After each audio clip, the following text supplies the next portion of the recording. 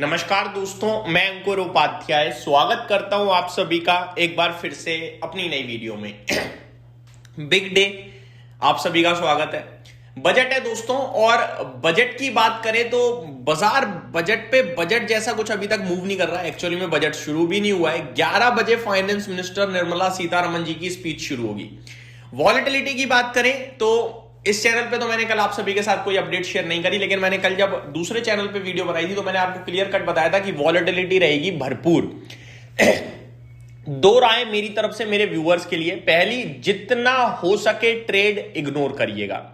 दूसरी, जितना हो सके फाइनेंस मिनिस्टर निर्मला सीतारमण जी की स्पीच को ध्यान से सुनकर समझने की कोशिश करना, और वेंसडे के बाद ही कोई position banana. For an example, आपको दिख रहा है कि सरकार ने डिफेंस में तो बड़ी अनाउंसमेंट कर दी भाई, उसको भागने दो, आज कल भी भागने दो, परसों ट्यूसडे या वेंसडे को आपको जब मौका मिले, जब समझ में आए तो लीजिएगा। कोई बजट में ऐसी चीज नहीं आएगी कि आज आएगी आज ही सब कुछ हो जाएगा, कल से मंदी ना। मौके मिलेंगे, 100% मिलेंगे। और किसी के लिए अगर कुछ नेगेटिव होता है तो आज गिर गया, इसका ये मतलब नहीं अब लगातार गिरता ही रहेगा। रुकिएगा 2 दिन, क्योंकि कल एफआईआईज आएंगे वापस, आज एफआईआईज नहीं होंगे।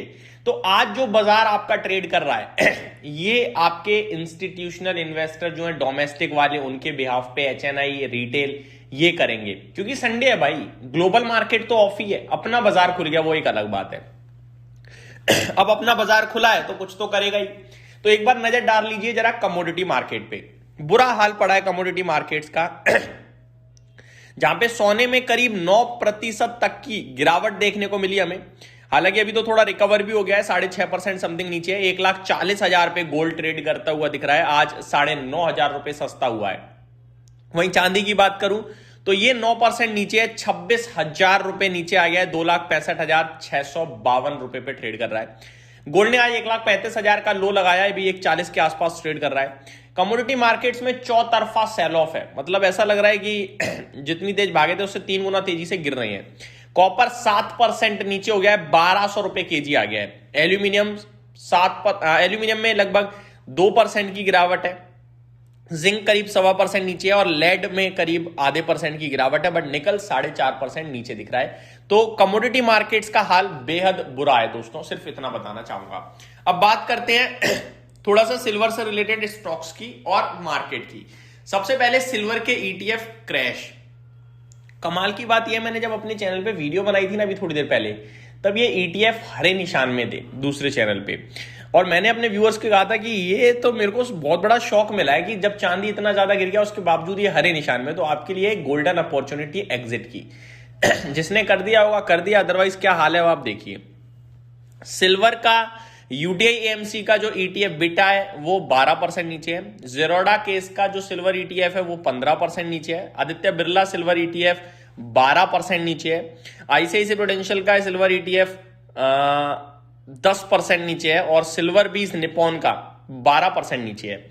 वहीं गोल्ड के ईटीएफ की बात करें तो आईसीआईसीआई प्रूडेंशियल का गोल्ड ईटीएफ 11% नीचे है, और टाटा गोल्ड ईटीएफ 9% नीचे है। वहीं आपके साथ कुछ और भी शेयर करूं, जैसे कि ग्रो का सिल्वर वो 15% नीचे है।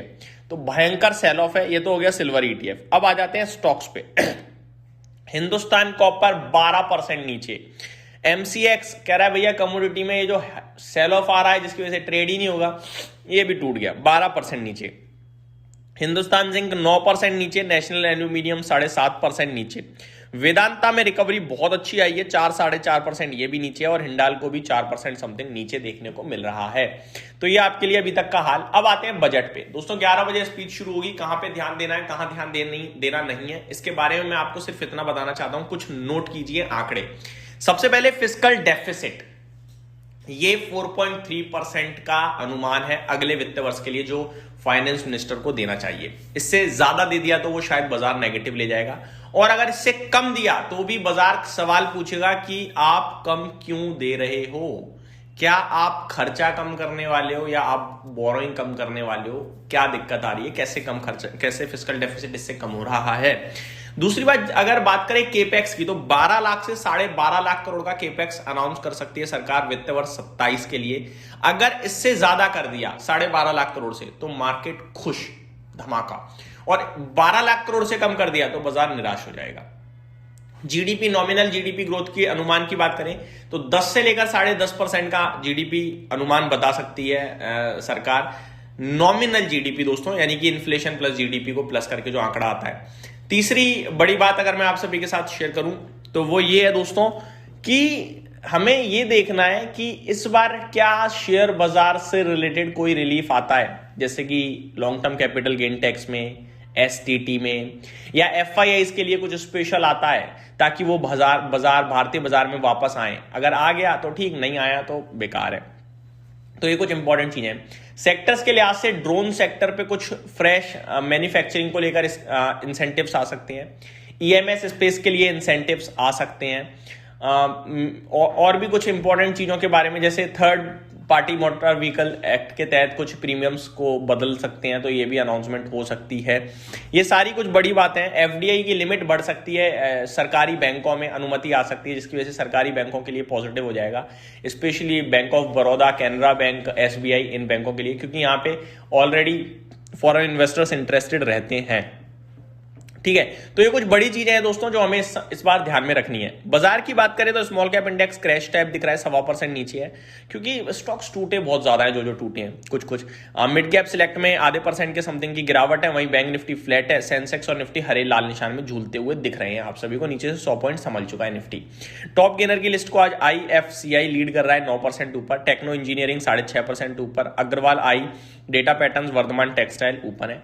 नीचे MCX, Hindustan copper, intellect design, arena, Hindustan zinc और नेशनल एल्यूमिनियम है। और ये आंकड़ा बहुत तेजी से बदलेगा, ये भी मैं आपको बताना चाहूंगा। इस वीडियो में सिर्फ इतना ही। उम्मीद करता हूं डिटेल्स पसंद आई होंगी। Thank you so much for watching this video. Have a great day guys.